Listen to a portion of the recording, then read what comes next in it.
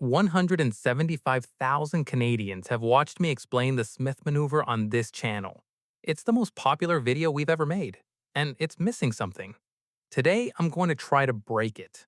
The rate spike, the market crash, the tax mistake that can get you reassessed years later. Every stress test the original never ran. Because here's the thing about borrowing against your house to invest. Leverage doesn't care which direction the market moves. It multiplies wins, and it multiplies losses with the exact same math. And unlike a normal investment, the collateral here isn't your portfolio. It's the place where your kids sleep. When this strategy goes wrong, it goes wrong at home. Stick around for Chapter 8. I'm naming 5 types of Canadians who should never run this strategy. Statistically, about a third of you watching are on that list. I'm not walking back the original video. I'm finishing it. This is the dark side of the Smith maneuver. Let's run the numbers they don't show you. Here's everything you're walking away with today. The exact math of a rate spike on your line of credit. What a 30% crash does when the money you invested was borrowed. The 4 paperwork mistakes that make your interest non-deductible.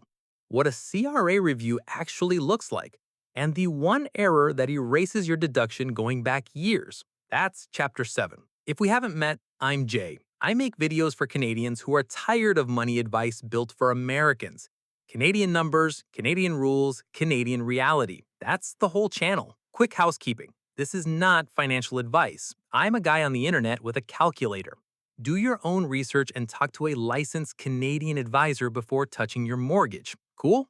Cool. 60-second refresher for the new folks. The Smith maneuver uses a readvanceable mortgage. Every payment you make on the house opens up the same amount of room on a line of credit. You borrow that room back and invest it. Borrowed money used for investing means the interest is tax deductible.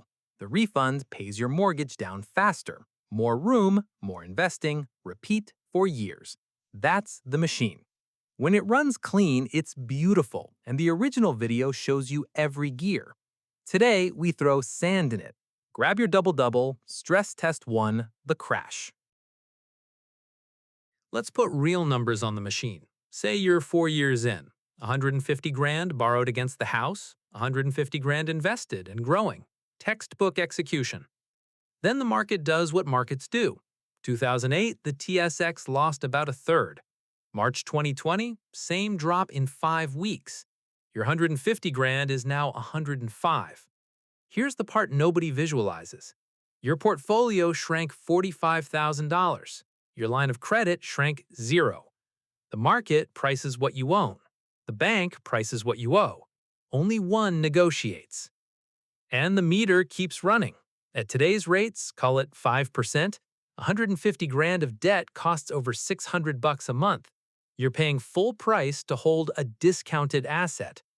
Your neighbor who invested cash is down 30% too, but she owes nobody. She can wait 10 years for the rebound. For her, patience is free. For you, patience has a monthly bill. Now the nightmare move. Panic sell everything at the bottom and you collect 105 grand. You still owe 150. You've got no portfolio and a $45,000 hole. The spreadsheet says hold and it recovers. The spreadsheet isn't awake at 2 a.m. when your home equity is propping up a falling market. This strategy demands perfect behavior during your worst moments. If a crash is the villain everyone sees coming, the next dark side is the quiet one. It never touches your portfolio, it just triples your monthly bill while you sleep. Rates. Your 5-year fixed mortgage waits for renewal day to hurt you. Your line of credit doesn't wait for anything. The morning the Bank of Canada moves, your rate moves with it. Rewind to 2021. Prime was 2.45. Your line of credit ran just under 3%. 150 grand cost about $370 a month. Then the Bank of Canada raised rates 10 times in 16 months. Prime peaked at 7.2.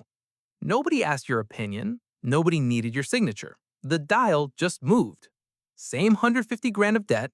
The monthly interest went from $370 to about $960. That is nearly triple. Read that again. Triple. Call it $600 extra dollars a month. That's a Tim's run for your entire office every single day.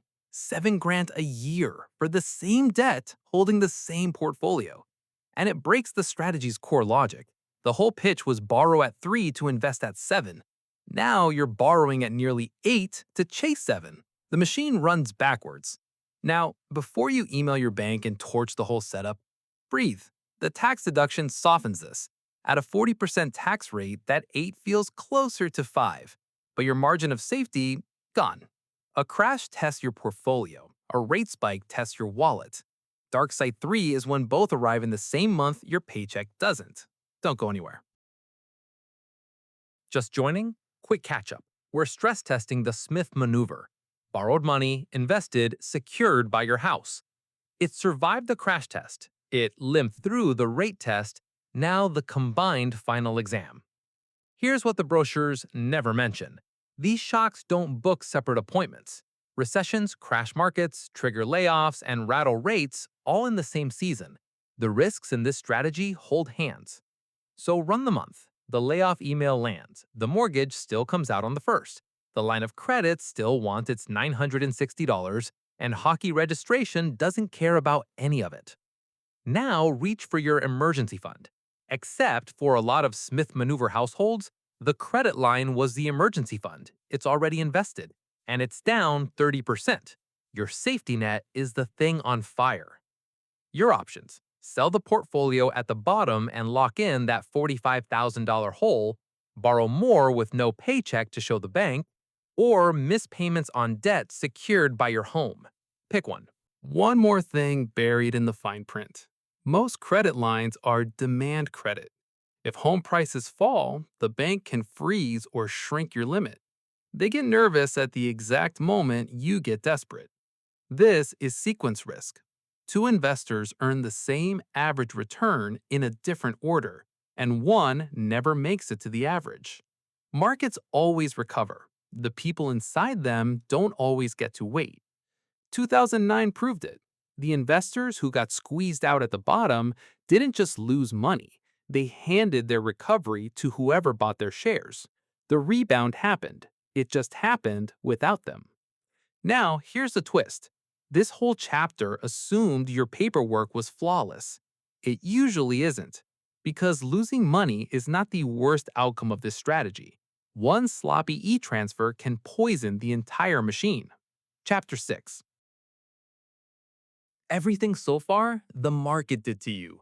This chapter is what you do to yourself. The entire strategy runs on one thing: that golden key, the deduction. Kill the key and you're just a person with an expensive loan. Killer number 1, commingling. Your line of credit drops 10 grand into checking on Tuesday. Wednesday, it's groceries. Thursday, it's gas. Friday, an e-transfer to your brother. The money is now mixed. The CRA traces every borrowed dollar to what it bought. Investments, deductible. Groceries, not. And when it's all one puddle, good luck proving which drop was which. The fix is sealed pipes. Credit line to brokerage, nothing in between.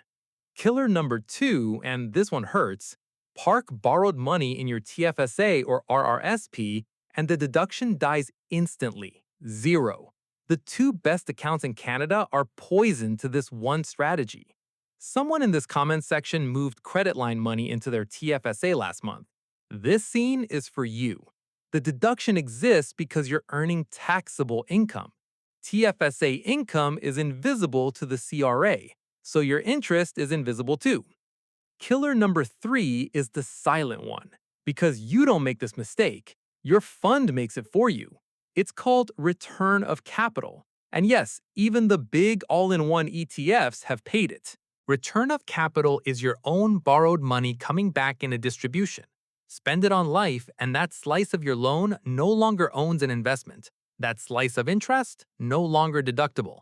Forever. Every quarter, another slice. The fix is strict. Every distribution either gets reinvested or goes against the loan, and you write it down. Every time. It's unglamorous bookkeeping, and it's the difference between a strategy and a slow leak. Killer number 4. The borrowed money has to chase income, dividends, interest. Buy something with no reasonable expectation of paying you, pure growth plays, crypto, and the CRA can refuse the deduction on day one. And understand the blast radius. These mistakes don't shave a few points off, they void slices of your deduction permanently, quietly, while you keep filing taxes like everything's fine. The poison doesn't announce itself. 4 valves on the machine: mixed money, registered accounts, spent distributions, no income assets. Any one of them turns gold to green. And here's the scary part: the machine runs poisoned for years. Nobody notices. Well, almost nobody. There's one organization that gets paid to notice, and when they do, they don't just fix it going forward, they go backward. What a CRA review actually looks like, right after this. Let's meet the silhouette. It's not a raid, it's not handcuffs. It's a letter asking you to support one line on your return: the interest deduction. For leveraged investors, this review is routine. The letter lands somewhere between tax season and pothole season, and it wants receipts for the pipes: where the borrowed money came from, what it bought, what that investment paid you, statements for everything. Sealed pipes people hand over one folder: advance, purchase, income, done. Review closed in weeks. Puddle people stare at a checking account where 10 grand of borrowed money dissolved into groceries 3 years ago. And here's the rule that should keep you up at night: what the CRA cannot trace, the CRA can deny. And they don't just deny this year's deduction. Remember the tease from Chapter 2? They can reassess roughly 3 years back for most filers. 3 returns reopened. Every year they deny, your taxes get recalculated like the deduction never existed. That's the eraser working backwards through your filing history. Put numbers on it. Say you deducted 10 grand of interest a year at a 40% tax rate. That's $4,000 in real benefit per year. 3 years denied. $12,000 due now. Plus the part people forget: arrears interest. The CRA charges interest on what you owe, compounding daily, backdated to when each return was due. The bill has been quietly growing for 3 years before you even knew it existed. If you're sweating right now, good. Now breathe, because passing this review is genuinely simple.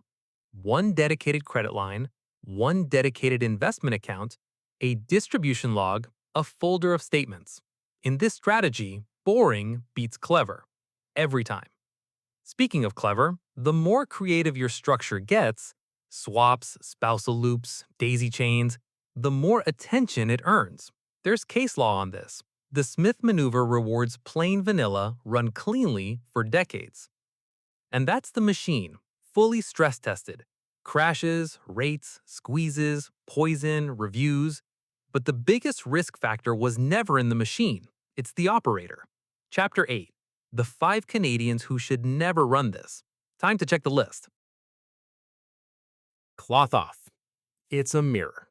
We spent 7 chapters stress testing the machine. The last test is the operator.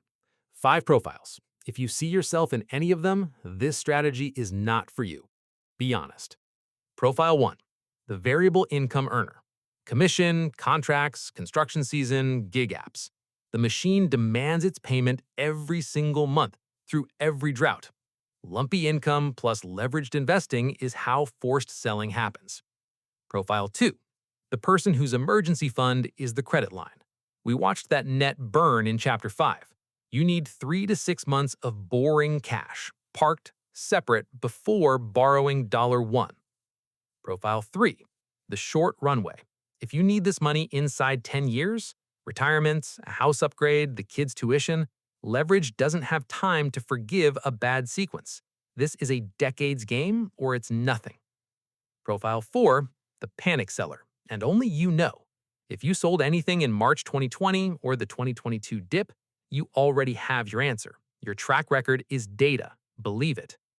Profile 5. The person with empty registered accounts. If there's still room in your TFSA or RRSP, you can grow money tax-advantaged without betting the house. Fill the jar and the vault first, then we talk. In Chapter 1, I said a third of you were on this list. If you just counted yourself in, that's not a loss. You just took the free exit before the toll road. Cheapest lesson this channel ever taught. But maybe you cleared all five: steady income, real cash cushion, 20-year runway, diamond hands in 2020, registered accounts full. Then the next chapter is yours because this strategy does have a right person. After 8 chapters of dark, I owe you the light. The original math still works. The leverage still builds wealth. For the right person, run the right way. The 3 questions that decide it after this. Lights on. Quick reset if you just landed here. 8 chapters, breaking the Smith maneuver. Crashes, rates, layoffs, poison paperwork, the CRA. Now I'm putting it back together because the machine deserves a fair trial. Here's what's still true. Your mortgage interest does nothing for you. This strategy converts it, slowly, into deductible investment interest while building a portfolio 20 years before you'd otherwise start. That engine is real. That math compounds. Notice what I didn't say today. I never said the original video was wrong. The arithmetic stands. I didn't spend 19 minutes telling you it doesn't work. I spent them telling you what it costs. So flip chapter 8 inside out. Steady paycheck. Cash cushion the credit line never touches. 15 plus years of runway. A held through 2020 track record. Full jar. Full vault. And honestly, a person who kind of enjoys spreadsheets. Then 3 questions. Question 1. If your rate doubled from today, tomorrow morning, could you make every payment without selling a single share? Not comfortably, just could you? Run your real numbers. Question 2. Your portfolio drops 35% next month and it's borrowed money. Do you genuinely hold? Don't answer with hope. Answer with your own 2020 receipt. You already know which one you are. Question 3. 6 months, 0 income. Could you cover the mortgage, groceries, hydro without touching the portfolio or the credit line? That's the exact storm from Chapter 5. The strategy survives only if you already can. 3 S's, and you're the person the original video was made for. Run it vanilla. Sealed pipes. Log every distribution. The full mechanics are in that video, linked below. Watch it again with today's eyes. So, good strategy or bad strategy? After 19 minutes, you know that's the wrong question. The last chapter is the real trap, and it's not the Smith maneuver. It never was. 60 seconds. Stay with me. Here's the real trap, and it was never the maneuver. It's running someone else's strategy on your life without stress testing it first. A video, a barbecue brag, an uncle with 1 good year. Borrowed conviction is the trap. Because a strategy you don't fully understand isn't a strategy. It's a bet with extra paperwork. The Smith maneuver has never ruined the careful Canadian. Skipping the stress test has ruined plenty. So here's your homework. This week, pull your real numbers and light the lamps. Double your rate on paper. Check your 2020 receipt. Count your months of cash. 3 lamps or no leverage. Deal? Then complete the picture. The original video has the full mechanics step by step. And if you're still deciding between property and stocks at all, the after-tax showdown is linked right beside it. 3 videos, 1 honest answer. Now your turn. Drop your province and your lamp count below. Vancouver housing math is a different planet from Winnipeg. And I'll tell you what your market keeps getting wrong. First 48 hours, I'm in the comments. If this saved you from a 6-figure mistake or talked you off a ledge your brother-in-law put you on, subscribe. We run the real Canadian numbers, both sides, every single week. No hype, no hand-me-downs. Full mechanics of the maneuver right here. Still deciding whether you should even own the property side? The after-tax showdown right there. Pick whichever one your situation needs next, or wherever the algorithm decides to drop you next. Either way, you know the house rule by now. Run your own numbers. Always. Take care, friend.